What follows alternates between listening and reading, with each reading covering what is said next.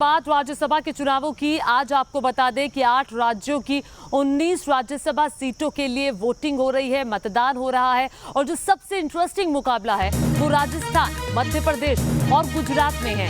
आपको ये बता दें कि एमपी और गुजरात, राजस्थान में 3-3 सीटों पर चुनाव है।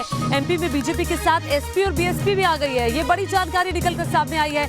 मध्य प्रदेश में बीजेपी के पक्ष में एसपी और बीएसपी के विधायक हैं। एसपी और बीएसपी विधायकों ने बीजेपी के पक्ष में वोट डाला है। वहीं गुजरात की 4 सीटें हैं। गुजरात की चौथी सीट को लेकर घमासान मचा हुआ है। बीजेपी और कांग्रेस दोनों के पास ही इस चौथी सीट को लेकर पूरे आंकड़े नहीं हैं।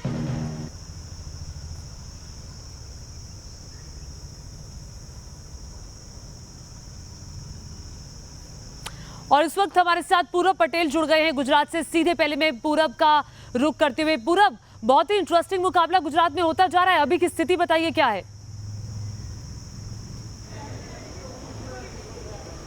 बिल्कुल, देखिए 4 सीटों की राज्यसभा चुनाव के लिए मतदान जो है वो शुरू हो चुका है। और सबसे रोचक बात यह है कि दोनों में से किसी के पास भी चौथी सीट जीतने के लिए पर्याप्त मात्रा में वोट नहीं है। तो जो 4 वोटों की जो ज़रूरत है दोनों पार्टियों के लिए, 2 भारतीय ट्राइबल पार्टी है, एक एनसीपी है और एक निर्दलीय है। हालांकि निर्दलीय विधायक जो है जिग्नेश मेवाणी, उन्होंने अपना समर्थन कांग्रेस को दे दिया है।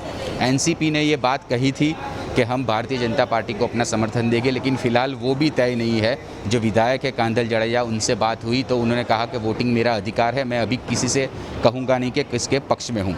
और भारतीय ट्राइबल पार्टी जो है वो उन्होंने साफ कह दिया है कि वो इस पूरी प्रक्रिया में हिस्सा नहीं लेंगे, यानी कि जो मतदान होना है राज्यसभा सीटों के लिए उसमें हिस्सा नहीं लेंगे। तो जो 2 विधायक है भारतीय ट्राइबल पार्टी के यानी बीटीपी के, उनको मनाने के लिए दोनों पक्ष के बड़े नेता जो है वो लगातार फ़ोन पर बात कर रहे हैं। भारतीय जनता पार्टी के कुछ बड़े नेता तो उनके घर पर भी जाकर आए, लेकिन जो 3 सीट है वो काफ़ी सिक्योर है। 2 बीजेपी के पास रहेगी, 1 कांग्रेस के पास रहेगी, लेकिन चौथी सीट के लिए जो घमासान है वो काफ़ी रोचक होता हुआ नजर आ रहा है।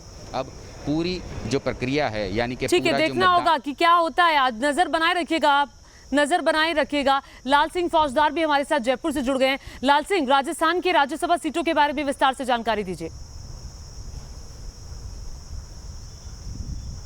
देखिए, बिल्कुल राजस्थान में पहला चुनाव हो रहा है राज्यसभा का, जो कोविड महामारी के बीच हो रहा है। तो सबसे पहले इसको विशेष ध्यान रखा जा रहा है।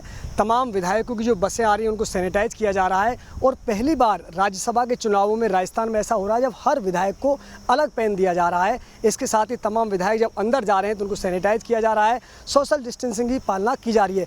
अभी तक करीब 85 वोट डल चुके हैं। लेकिन जहाँ तक यहाँ तोड़ फोड़ की राजनीति की हम बात करें तो कांग्रेस ने 10 जून से ही अपने विधायकों की बाड़ेबंदी की थी, ये कहकर कि भाजपा उनके विधायकों में खरीद फरोख्त कर सकती है। हालांकि बहुमत का जो आंकड़ा है वो बहुत हद तक कांग्रेस के पक्ष में है, क्योंकि यहाँ 3 सीटों पर चुनाव हो रहा है। 2 सीटें कांग्रेस के खेमे में साफ जाती हुई नजर आ रही हैं। दरअसल कांग्रेस के पास करीब 125 विधायकों का बहुमत है। वहीं भाजपा की बात करें तो भाजपा के पास 1 सीट आती हुई नजर आ रही है, चूंकि 72 भाजपा के एमएलए है और 3 रालोपा के विधायकों को समर्थन है, तो 75 हो जाते हैं।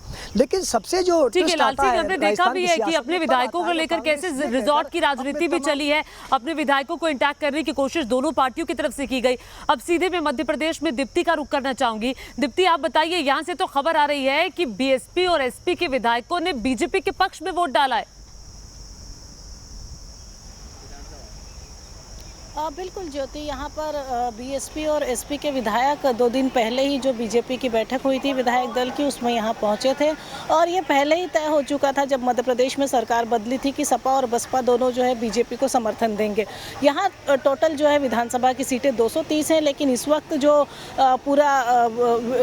पूरे जो वोट हो रहे हैं वो 206 वोटों के लिए हो रहे हैं, क्योंकि 24 पर अभी उपचुनाव होने हैं। और ऐसे में कि 4 कैंडिडेट हैं तो एक कैंडिडेट को 52 वोटों की जरूरत है।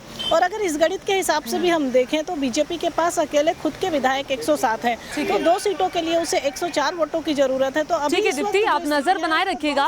दीप्ति, नजर बनाए रखिएगा। वक्त की मेरे पास बेहद कमी है। बहुत शुक्रिया दीप्ति आपका। लाल सिंह आपका जयपुर से जुड़ने के लिए बहुत शुक्रिया। पूरब पटेल आपका भी हमारे साथ गुजरात से जुड़ने के लिए बहुत शुक्रिया। नजर बनाए रखिएगा। जो भी अपडेट होगा आपका चैनल न्यूज़ नेशन सबसे पहले आप तक खबर पहुंचाएगा।